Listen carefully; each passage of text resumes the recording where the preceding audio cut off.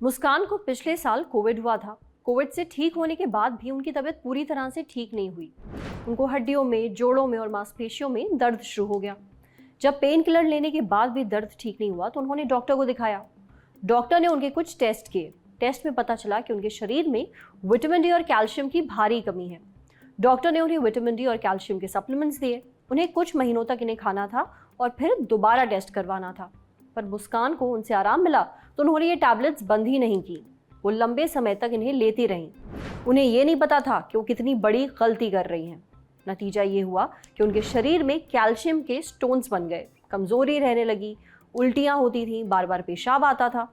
अब मुस्कान ने दोबारा डॉक्टर को दिखाया और जब दोबारा टेस्ट हुए तो पता चला कि उनके शरीर में कैल्शियम और विटामिन डी की मात्रा बहुत ज़्यादा है, जिसकी वजह से ये सारी दिक्कतें हो रही थीं।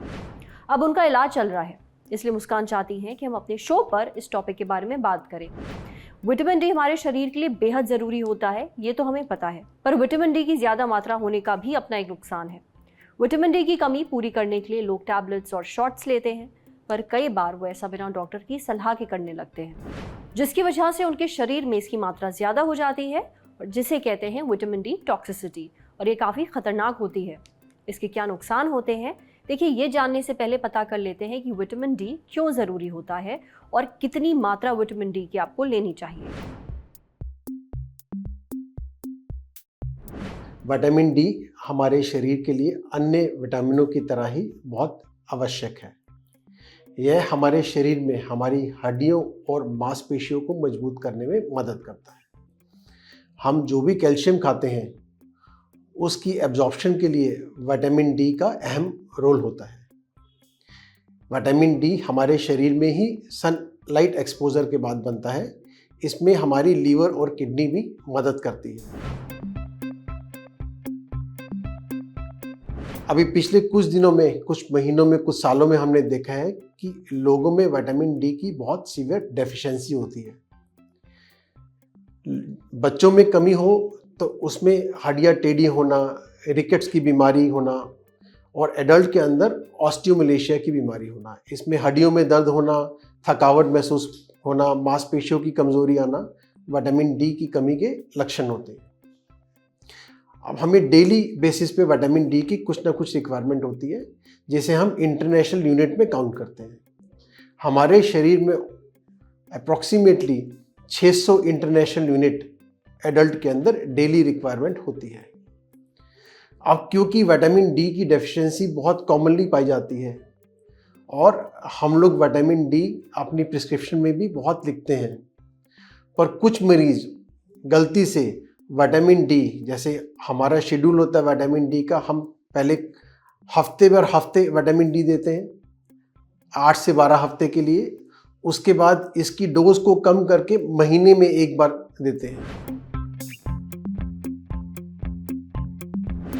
कुछ लोग लगातार विटामिन डी का सेवन लंबे ड्यूरेशन के लिए करते हैं, चाहे वो हफ्ते के हफ्ते करें, कुछ महीनों के लिए, या वो डेली बेसिस पे विटामिन डी ले लें। ऐसा करने से हमारे शरीर के अंदर विटामिन डी की मात्रा ज़्यादा हो सकती है और ज़्यादा मात्रा हमारे लिए बहुत हानिकारक है। विटामिन डी की मात्रा ज़्यादा होने के कारण से शरीर में कैल्शियम की मात्रा ज़्यादा हो जाती है, जिसके कारण से किडनी में स्टोन बन सकता है, लूज मोशंस, वॉमिटिंग, नोजिया, मांसपेशियों में कमज़ोरी आ सकती है, तथा ज़्यादा विटामिन डी हमारे दिमाग पे भी अफेक्ट कर सकता है। इसलिए विटामिन डी का सेवन करने से पहले हमें विटामिन डी का टेस्ट जरूर कराना चाहिए और अंडर मेडिकल सुपरविजन ही मेडिसिन खानी चाहिए। अगर विटामिन डी का लेवल ज़्यादा मिले हमें ब्लड के अंदर, तो हमें कैल्शियम की मात्रा की जांच करनी चाहिए, और अगर कैल्शियम की मात्रा भी ज़्यादा हो तो हमें डॉक्टर की सलाह लेके, चाहे हमें एडमिट होना पड़े, अपना इलाज कराना चाहिए। क्योंकि इसमें जब कैल्शियम ज़्यादा होता है तो हमें हाइड्रेशन प्रॉपर तरीके से करना और कैल्शियम को कम करने के लिए मेडिसिन्स, जिसमें कुछ टाइम हमें स्टेरॉइड्स का इस्तेमाल भी करना पड़ सकता है। तो ये बहुत ज़रूरी है कि ना तो विटामिन डी लेवल हमारे शरीर में कम हो और ना ही विटामिन डी लेवल हमारे शरीर में ज़्यादा हो। कम भी नुकसान करेगा, हमारी हड्डियों को कमज़ोर बनाएगा, और ज़्यादा होने से, कैल्शियम ज़्यादा होने से हमारे शरीर में स्टोन बनना और दिमाग पे इफेक्ट करना हो सकता है। विटामिन डी आपके लिए क्यों ज़रूरी होता है ये तो आपने सुन लिया, पर इसे ज़्यादा लेने से जो नुकसान होते हैं उन पर भी गौर करिएगा। हाल फिलहाल में खबर आई थी कि एक आदमी को अस्पताल में एडमिट होना पड़ा क्योंकि उसने तय लिमिट से 7 गुना ज़्यादा विटामिन डी ले लिया था। इसलिए ऐसी गलती हरगिज़ ना करें। बिना डॉक्टर की सलाह के कोई भी सप्लीमेंट लेना शुरू ना करें। अब बढ़ते हैं सेहत के अगले सेगमेंट की तरफ, तन की बात। जानिए, जब महिलाओं में पुरुषों के हार्मोन बनने लगते हैं तो क्या होता है। औरतों की ओवरीज कुछ तरह के हार्मोन बनाती हैं, एस्ट्रोजन और प्रोजेस्टेरॉन। ये हार्मोन आपके शरीर में सारी औरतों वाली चीज़ों को कंट्रोल करते हैं। बाय औरतों वाली चीज़ें आई मीन आपके शरीर पे जो बाल आते हैं, जिस लिमिट में बाल आते हैं उसको, आपकी आवाज़ को, आपके शरीर के आकार को वगैरह। हालांकि जो ज़्यादा लोग नहीं जानते हैं वो ये कि आपकी ओवरीज एक तीसरे तरह का भी हार्मोन बनाती हैं जिसका नाम है टेस्टोस्टेरोन, यानी वो हार्मोन जो पुरुषों के शरीर में बनता है। टेस्टोस्टेरोन की मात्रा औरतों के शरीर में बहुत कम होती है, ये नॉर्मल है। दिक्कत तब शुरू हो जाती है जब ये हार्मोन ज़्यादा मात्रा में बनने लगता है। सबसे पहली चीज़ जो होती है वो है एक्ने आपका बेस्ट फ्रेंड बन जाता है। अगर आपके चेहरे और पीठ पर एक्ने हैं और जाने का नाम नहीं ले रहा तो हो सकता है दिक्कत आपकी क्रीम में नहीं, आपके हार्मोन में हो, यानी आपके शरीर में टेस्टोस्टेरोन ज़्यादा मात्रा में बन रहा है। इस केस में आपकी खाल के नीचे गांठ जैसे दाने बन जाएंगे, इनमें दर्द भी होगा। प्लीज़ इनको फोड़ने की कोशिश मत करिएगा।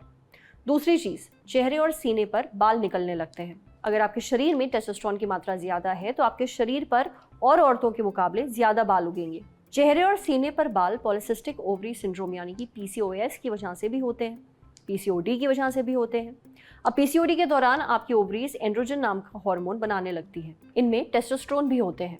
जिन औरतों को PCOD की दिक्कत होती है उनके निप्पल, चेहरे, सीने और पीठ पर बाल निकलने लगते हैं। आपके बाल झड़ने भी लगते हैं। टेस्टोस्टेरोन आपके बालों के रोम को नुकसान पहुंचाता है। जहां एस्ट्रोजन आपको गंजेपन से बचाता है, वहीं टेस्टोस्टेरोन आपके बालों की झड़ने की वजह बनता है। एकदम से वजन आपका बढ़ने लगेगा। अगर आपके शरीर में टेस्टोस्टेरोन बनने लगता है तो आपके वजन में भी एकदम से बढ़त आ जाती है, आपका वजन बढ़ने लगेगा। ज़्यादातर जब भी शरीर में हार्मोन का संतुलन बिगड़ता है तो वेट बढ़ता है या फिर घटता है, पर अगर टेस्टोस्टेरोन ज़्यादा है तो सिर्फ वजन बढ़ता है। एक आखिरी चीज़, आपका सेक्स करने का मन नहीं करेगा। जिन महिलाओं में टेस्टोस्टेरोन ज़्यादा होता है उनकी सेक्स में रुचि कम हो जाती है, समझे। अब बारी है सेहत के आखिरी सेगमेंट की, खुराक यानी एक झकास सी हेल्थ टिप। जानिए, अगर आपको सीलियाक डिजीज है तो आपको अपनी डाइट में क्या लेना चाहिए। सीलियाक बीमारी में शरीर ग्लूटेन यानी कि गेहूं के प्रोटीन को सोख नहीं पाता है। उसके खिलाफ ऐसी एंटीबॉडी बना देता है जिससे आंतें खराब हो जाती हैं। अब ऐसे में आपकी डाइट कैसी होनी चाहिए ये हमें बताया डॉक्टर अजय भल्ला ने। इलाज के लिए आपको ग्लूटेन फ्री डाइट लेनी है, यानी गेहूं के प्रोटीन वाला डाइट हटा दें। अगर गेहूं नहीं खाएंगे तो फिर क्या खाएंगे? चावल खा सकते हैं, मिलेट्स खा सकते हैं जैसे ज्वार और बाजरा, इनका मिश्रण बनाकर भी ले सकते हैं। जैसे ही आप अपनी डाइट से ग्लूटेन हटाते हैं तो एकदम से सेहत में बदलाव आता है। दस्त ठीक हो जाते हैं, आंतें जो एकदम खराब हो गई थी वो दोबारा ठीक होने लगती हैं। शरीर खाने को दोबारा सोखना शुरू कर देता है, इस वजह से आपका वेट गेन वापस होने लगता है। डायरिया बंद हो जाता है और जो भी पोषण की कमी होती है वो पूरी होने लगती है। अगर शरीर में पोषण की बहुत ज़्यादा कमी है इस बीमारी की वजह से तो डाइट के साथ साथ विटामिन्स के सप्लीमेंट्स भी ले सकते हैं। आज सेहत पर इतना ही। अगर आप एक डॉक्टर हैं, हमसे कुछ शेयर करना चाहते हैं तो जो ईमेल आईडी इस वक्त आपको अपनी स्क्रीन पर दिख रही है उस पर हमें एक मेल भेज दीजिए। ये वीडियो फेसबुक पर देख रहे हैं तो हमारे फेसबुक पेज को लाइक करिए, यूट्यूब पर देख रहे हैं तो हमारे चैनल को सब्सक्राइब करिए, बेल आइकन पर ज़रूर क्लिक कर दीजिए ताकि जब भी हम कोई नया वीडियो अपलोड करें तो उसका नोटिफिकेशन आप तक सबसे पहले पहुंचे। शुक्रिया।